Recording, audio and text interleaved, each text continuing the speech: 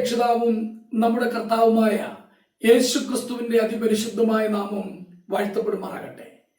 വീണ്ടും ഒരു കർത്തൃ ദിവസം കൂടെ നമുക്ക് ദാനം ചെയ്ത ദൈവത്തിന് സകല മഹത്വവും അർപ്പിക്കാം. ഭൂമിയുടെ മുഖത്ത് ആയുസ്സും ആരോഗ്യവുമുള്ളവരായി നമ്മുടെ ദൈവത്തെ സ്നേഹിക്കുവാൻ, അവനെ സേവിക്കുവാൻ, അവന് ആരാധന അർപ്പിക്കുവാൻ നമ്മെ ശേഷിപ്പിച്ച കർത്താവിന് സകല മഹത്വവും അർപ്പിക്കുന്നു. കർത്തൃദിന ധ്യാന ചിന്തയിലേക്ക് സ്വാഗതം. നമ്മുടെ കർത്താവിനെ ആരാധിക്കുവാൻ ദൈവത്തിന്റെ പരിശുദ്ധാത്മാവിന്റെ ഹൃദയത്തിൽ പ്രേരണ നൽകിയ ഒരു വേദഭാഗം ഞാൻ വായിക്കുന്നു. എബ്രായ ലേഖനം 9-ാം അധ്യായം അതിന്റെ 11-12 വാക്യങ്ങൾ. ക്രിസ്തുവോ വരുവാനുള്ള നന്മകളുടെ മഹാപുരോഹിതനായി വന്നിട്ട് കൈപ്പണി അല്ലാത്തതായി എന്ന് വെച്ചാൽ ഈ സൃഷ്ടിയിൽ ഉൾപ്പെടാത്തതായി വലിപ്പവും തികവുമേറിയ ഒരു കൂടാരത്തിൽ കൂടി ആട്ടുകൊറ്റന്മാരുടെയും പശുക്കളുടെയും രക്തത്താൽ അല്ല, സ്വന്തം രക്തത്താൽ തന്നെ ഒരിക്കലായിട്ട് വിശുദ്ധ മന്ദിരത്തിൽ പ്രവേശിച്ച് എന്നേക്കുമുള്ള ഒരു വീണ്ടെടുപ്പ് സാധിപ്പിച്ചു. ഈ വേദഭാഗത്ത് നാം കാണുന്നത് കർത്താവായ യേശുക്രിസ്തു തന്റെ രക്തത്താൽ എന്നേക്കുമുള്ള വീണ്ടെടുപ്പ് സാധിപ്പിച്ചു എന്നുള്ളതാണ്.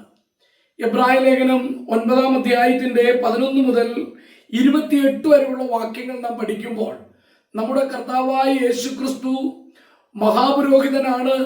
അവൻ സർവവല്ലഭനായ നിത്യാത്മാവായ ദൈവമാണ്, നിത്യാത്മാവുള്ളവനാണ് എന്നുള്ളത് നമുക്ക് കാണുവാനായിട്ട് കഴിയും. ഈ യേശുക്രിസ്തു സ്വന്തം ശരീരം കൊണ്ട് ദൈവത്തിന്റെ സന്നിധിയിൽ യാഗമർപ്പിച്ചു. ആ യാഗത്താൽ ഉണ്ടായ പ്രയോജനം എന്താണ് എന്ന് നാം കാണുന്നു. ഈ വേദഭാഗത്ത് യേശുക്രിസ്തുവിന്റെ രക്തത്തിന്റെ മഹത്വം എത്ര ശ്രേഷ്ഠമാണ് എന്നുള്ളതാണ് വർണ്ണിച്ച് കാണുന്നത്. നാം ഇവിടേക്ക് വരുമ്പോൾ നാം വായിക്കുന്നത് സ്വന്തം രക്തത്താൽ എന്നേക്കുമുള്ള ഒരു വീണ്ടെടുപ്പ് സാധിപ്പിച്ചു. By his own blood he has given us an eternal redemption. നമ്മുടെ വീണ്ടെടുപ്പ് നിത്യമാണ്, അത് എന്നേക്കുമുള്ള വീണ്ടെടുപ്പാണ്. ഒരിക്കൽ വീണ്ടെടുക്കപ്പെട്ടവർ എന്നേക്കുമായി വീണ്ടെടുക്കപ്പെട്ടവരാണ്. യേശുക്രിസ്തുവിന്റെ രക്തത്തിന്റെ വില അതാണ്. യേശുക്രിസ്തുവിന്റെ രക്തത്തിന്റെ മഹത്വം, മഹിമ അതാണ്. അവന്റെ രക്തത്താൽ വീണ്ടെടുക്കപ്പെട്ടവർ എന്നേക്കുമായി വീണ്ടെടുക്കപ്പെട്ടവരാണ്. So we have an eternal redemption. Our salvation is eternal. Our salvation cannot be lost. നമ്മുടെ രക്ഷ ഒരിക്കലും നഷ്ടപ്പെട്ടു പോവുകയില്ല. അത് നിത്യമായ രക്ഷയാണ്. അത് നഷ്ടപ്പെടുവാൻ കഴിയുകയില്ല. കാരണം അത് യേശുക്രിസ്തു തന്റെ രക്തത്താൽ, തന്റെ സ്വന്തം രക്തത്താൽ സാധിപ്പിച്ച ഒരു വീണ്ടെടുപ്പാണ്. ഈ വേദഭാഗത്ത് നാം കാണുന്നത് യേശുക്രിസ്തു കൈപ്പണിയല്ലാത്തതായ ഒരു സ്ഥലത്തേക്ക് കടന്നുപോയി. നാം ഇവിടെ കാണുന്നത് ഈ ലോകത്തിലെ പുരോഹിതന്മാർ, മഹാപുരോഹിതന്മാരൊക്കെ കൈപ്പണിയായ ഒരു സ്ഥലത്താണ് അവർ യാഗമർപ്പിച്ചത്. എന്നാൽ യേശുക്രിസ്തു യാഗമർപ്പിച്ചത് കൈപ്പണിയായ ഒരു ദൈവാലയത്തിലല്ല, സ്വർഗത്തിലെ ദേവാലയത്തിലാണ്.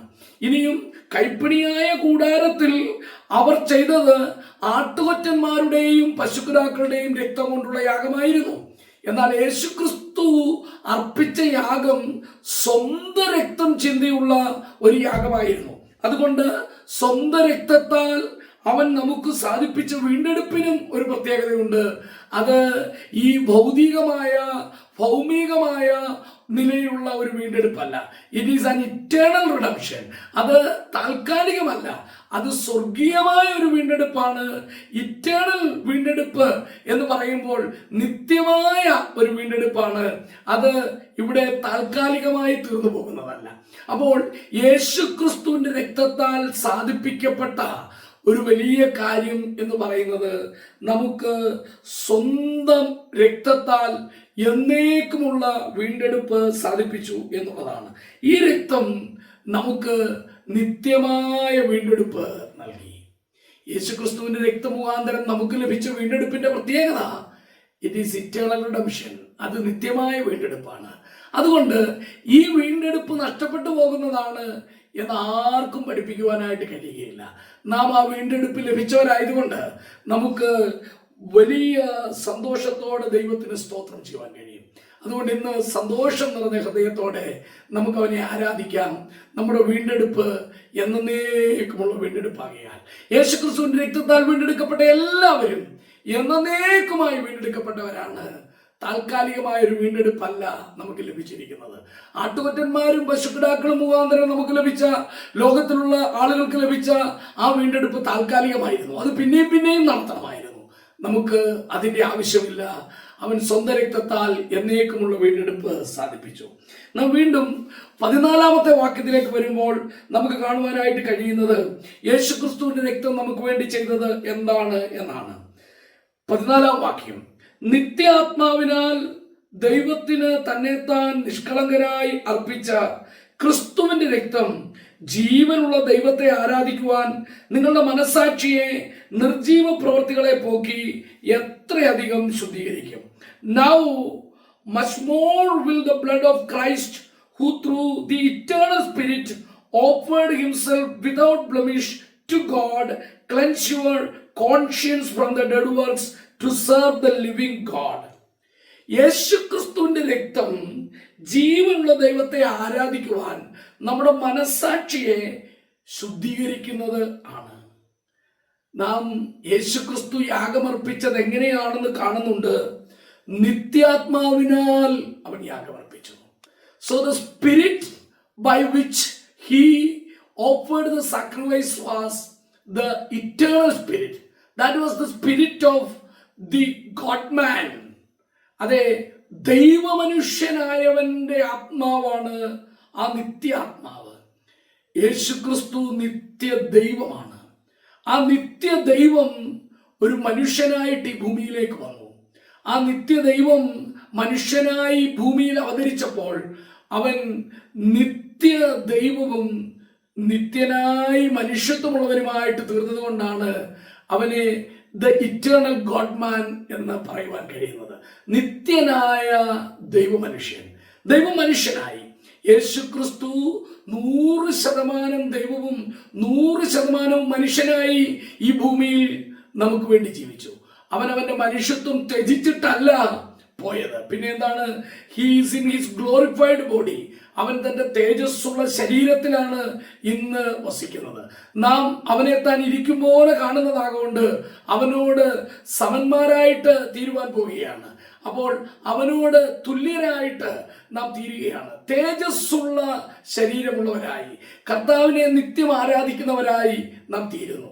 അതുകൊണ്ട് നമുക്ക് ദൈവത്തിന് സ്തോത്രം ചെയ്യാം. നാം രണ്ടാമതായിട്ട് കാണുന്നത് യേശുക്രിസ്തുവിന്റെ രക്തം ജീവനുള്ള ദൈവത്തെ ആരാധിക്കുവാൻ നമ്മുടെ മനസാക്ഷിയെ ശുദ്ധീകരിക്കുന്നു എന്നുള്ളതാണ്. അപ്പോൾ തന്നെത്താൻ നിഷ്കളങ്കനായി അർപ്പിച്ച ക്രിസ്തുവിന്റെ രക്തം ജീവനുള്ള ദൈവത്തെ ആരാധിക്കുവാൻ നമ്മുടെ മനസാക്ഷിയെ നിർജീവ പ്രവർത്തികളെ പോക്കി എത്രയധികം ശുദ്ധീകരിക്കുന്നു. അപ്പോൾ ഈ ഭൂമിയിലെ ആരാധന നമുക്ക് നല്ല മനസാക്ഷിയിൽ, ശുദ്ധ മനസാക്ഷിയിൽ ചെയ്യുവാൻ കഴിയുന്നതിന്റെ കാരണം യേശുക്രിസ്തുവിന്റെ രക്തം നമ്മളുടെ മനസാക്ഷിയെ ശുദ്ധീകരിച്ചു. അതുകൊണ്ട് നമുക്ക് ദൈവമുമ്പാകെ നല്ല മനസാക്ഷിയുണ്ട്. നല്ല മനസാക്ഷിയോടുകൂടെ ആരാധിക്കാം. പാപം ക്ഷമിക്കപ്പെട്ടവരായി വിശുദ്ധ ജനം എന്നുള്ള നിലയിൽ ആരാധിക്കുവാൻ കഴിയുന്ന ഒരു നല്ല മനസാക്ഷി നമുക്ക് ഉണ്ടായി.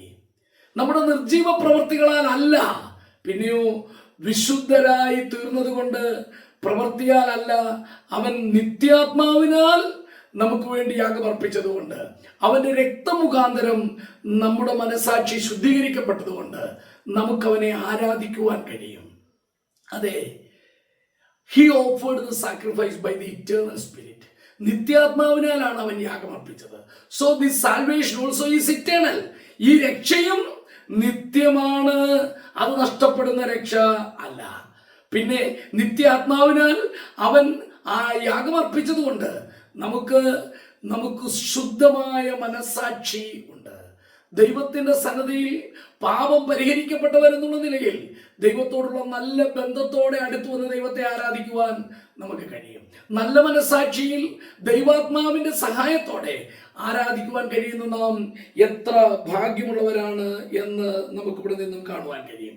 അതുകൊണ്ട് നിത്യാത്മാവിനാൽ അവൻ യാഗമർപ്പിച്ചത് കൊണ്ട് നമ്മൾ ഇന്ന് അവനെ ആരാധിക്കുമ്പോൾ വി ആർ ഇറ്റേണൽ വർഷിപ്പേഴ്സ്. നമ്മൾ ഇവിടെ ആരാധന തുടങ്ങി നിത്യത മുഴുവൻ ആരാധിക്കുന്ന നിത്യ ആരാധകരായിട്ട് തീർന്നിരിക്കുകയാണ്. So with a good conscience we can eternally worship God.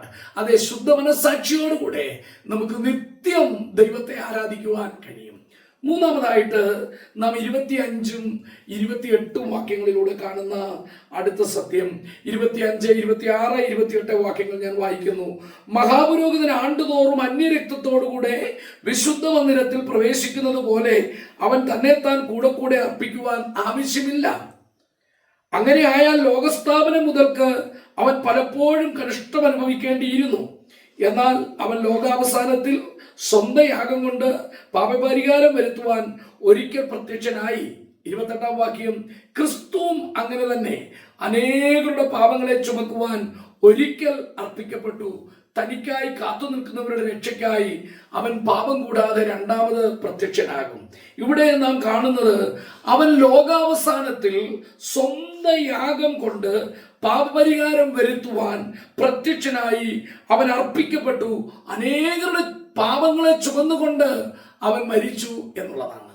അതുകൊണ്ട് ഇവിടെ നിന്ന് നമുക്ക് കാണുവാൻ കഴിയുന്നത് അവൻ തൻ്റെ രക്തത്താൽ നമുക്ക് സ്വന്തം ശരീരത്തിൽ നടത്തിയ യാഗം കൊണ്ട് ഒരിക്കൽ എന്നേക്കുമായിട്ട് പാപപരിഹാരം വരുത്തി. അവൻ ജഡത്തിൽ വെളിപ്പെട്ടു. അവൻ ജഡത്തിൽ പ്രത്യക്ഷനായി. അവൻ ജഡത്തിൽ വെളിപ്പെട്ടത്, ജഡശരീരം എടുത്തത്, ജഡശരീര ധാരണം നിർവഹിച്ചതിൻ്റെ ഒരു കാരണം ഇറ്റേണൽ ഫോർഗീവ്നെസ്, നിത്യമായ പാപപരിഹാരം നമുക്ക് കൊണ്ടുവരുവാനാണ്. അപ്പോൾ യേശുവിന്റെ രക്തത്താൽ നമുക്ക് ലഭിച്ചത് നിത്യമായ പാപപരിഹാരമാണ്. ഒന്ന്, നമുക്ക് നിത്യമായ വീണ്ടെടുപ്പ് യേശു ക്രിസ്തുവിന്റെ രക്തത്താൽ ലഭിച്ചു. രണ്ട്, നിത്യമായി ആരാധിക്കുന്ന ആരാധകരായി തീരുവാൻ അവൻ നിത്യാത്മാവിനാൽ തന്നെ താൻ അർപ്പിച്ചു. യേശു ക്രിസ്തുവിന്റെ രക്തം നമ്മളെ നിത്യ ആരാധകരാക്കി തീർക്കുന്നു. മൂന്നാമതായിട്ട് നമുക്ക് നിത്യമായ പാപപരിഹാരം ലഭിച്ചു, ഇറ്റേണൽ ഫോർഗിവ്നെസ് ഓഫ് സിൻ.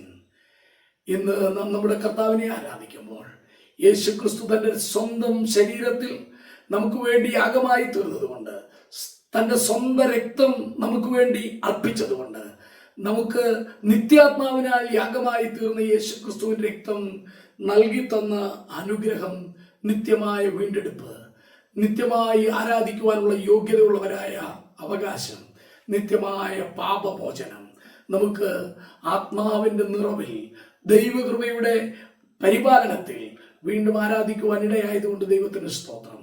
നിങ്ങൾക്കും എനിക്കും വേണ്ടി കാൽവരി ക്രൂശിൽ യാഗമായി തീർന്ന യേശു ക്രിസ്തുവിന്റെ രക്തം നമ്മുടെ പാപം പോക്കി നമ്മെ ശുദ്ധീകരിക്കുന്നതായിരുന്നു. അത് നമ്മളെ ആരാധകരാക്കി തീർത്തു. അതുകൊണ്ട് നമുക്ക് ആത്മാവിലും സത്യത്തിലും അവനെ ആരാധിച്ച് ദൈവസന്നിധിയിൽ സന്തോഷിക്കാം. നമ്മുടെ കർത്താവിന് സകല മഹത്വം അർപ്പിക്കുന്നു. ഒരു വാക്ക് സ്തോത്രം ചെയ്യാം.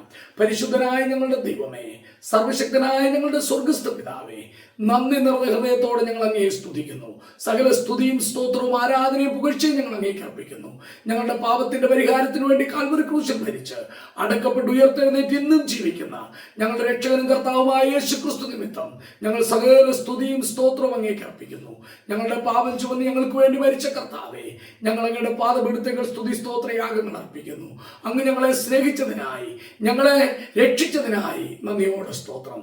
സകല സ്തുതിയും സ്തോത്രവും ആരാധനയും പുകഴ്ചയും സർവ്വലഭനായ പ്രിയ പിതാവേ, ഞങ്ങൾ അങ്ങയുടെ പാദപീഠത്തിൽ അർപ്പിക്കുന്നു. ഞങ്ങളുടെ കർത്താവും രക്ഷിതാവുമായ യേശു ക്രിസ്തുവിന്റെ വിലയേറിയ നാമത്തിൽ തന്നെ ആമേൻ.